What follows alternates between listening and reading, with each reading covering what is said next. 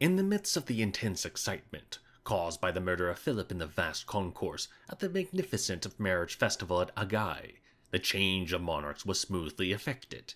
The faithful Antipater is said to have helped to quieten the people by addressing them on Alexander's great qualities. The army, which Alexander had led to victory at Chaeronea, had not the slightest hesitation, and so by the assembly of the Macedonian army, which according to ancient privilege had the deciding voice, Alexander, who was then 20, was at once acclaimed king, and thereby recognized as lawful king of Macedonia.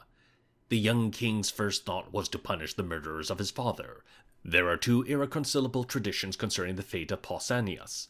One that as he ran away he was immediately caught and killed. The other, which is perhaps to be preferred, that Alexander, who had immediately seated himself on the throne in the royal castle, caused Pausanias to be brought before him, and, as guilty of high treason, handed him over to the judgment of the Macedonian army, whose assembly caused him to be crucified.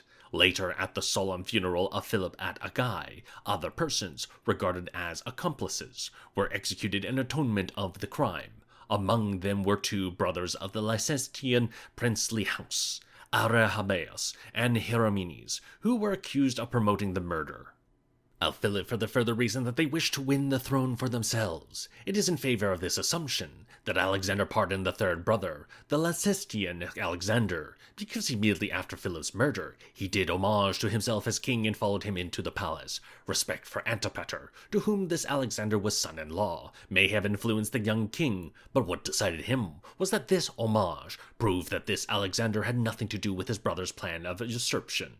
His close personal relation to Antipater may have kept him loyal, so he escaped suspicion of complicity. Alexander would have granted no pardon for this crime, however much he respected Antipater. That such Lycestian princes might be regarded as possible pretenders is shown by the fact that later Darius promised the third brother Alexander the throne of Macedonia if he would kill Alexander the Great.